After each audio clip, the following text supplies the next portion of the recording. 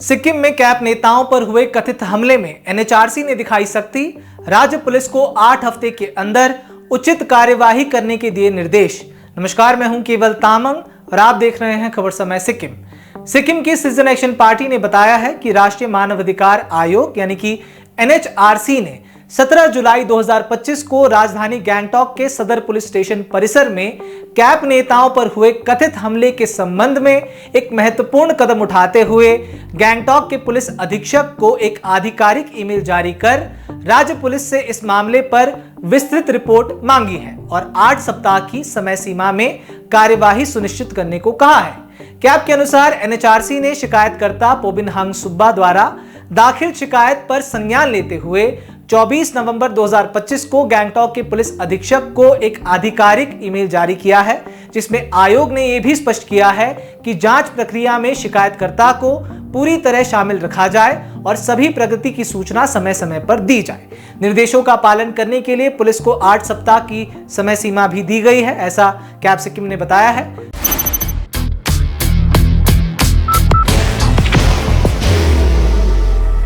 Will only be one insignia.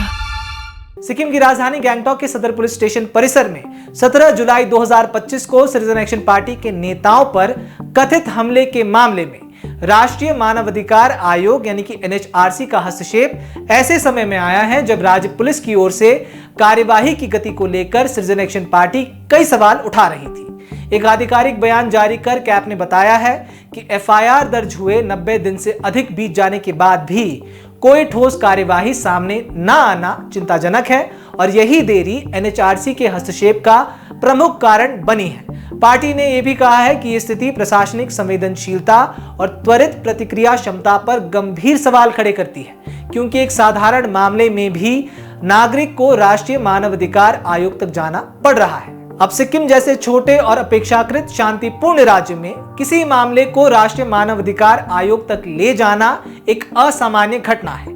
ये घटना ये सवाल जरूर उठाता है कि स्थानीय स्तर पर शिकायतों के समाधान की प्रक्रिया कितनी प्रभावी है और क्या नागरिकों का संस्थाओं पर विश्वास कमजोर पड़ रहा है। साथ ही ये भी ध्यान में रखना आवश्यक है कि किसी भी मामले में एनएचआरसी की दखल किसी पक्ष को दोषी ठहराने का निर्णय नहीं है, बल्कि जांच प्रक्रिया को गतिशील और निष्पक्ष रखने की संस्थागत कवायद है। सिटीजन एक्शन पार्टी ने एनएचआरसी की त्वरित प्रतिक्रिया को लोकतांत्रिक ढांचे की मजबूती का उदाहरण बताया है।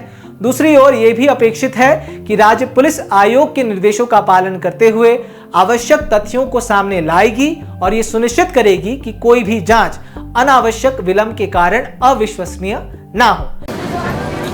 बाहर की भागदौड़ अब नहीं तोड़ेगा आपके घर का सुकून। SBM गोल्ड UPVC विंडोज, आपके घर का सुकून। यह घटना व्यापक संदर्भ में भी महत्वपूर्ण है, क्योंकि याद दिलाती है कि किसी भी लोकतांत्रिक व्यवस्था की विश्वसनीयता उसकी न्याय प्रक्रिया की गति और पारदर्शिता पर निर्भर करती है। अगर स्थानीय प्रशासन प्रभावी ढंग से प्रतिक्रिया देने में असफल दिखाई देता है तो राष्ट्रीय संस्थाओं की भूमिका स्वाभाविक रूप से बढ़ जाती है। हालांकि यहां मैं फिर स्पष्ट कर दूं कि किसी भी मामले में एनएचआरसी की दखल किसी पक्ष को दोषी ठहराने का निर्णय नहीं है, बल्कि जांच प्रक्रिया को गतिशील और निष्पक्ष रखने की संस्थागत कवायद है। अब ये सहायक तो होगी ही, लेकिन आदर्श स्थिति यही होगी कि राज्य स्तर पर ही ऐसी शिकायतों का समयबद्ध समाधान हो सके। फिलहाल इस मुद्दे पर रहेगी हमारी नजर। ऐसे ही तमाम खबरों को जानने के लिए हमारे साथ जरूर बने रहें और देखते रहें खबर समय सिक्किम। हर समय खबर समय। धन्यवाद।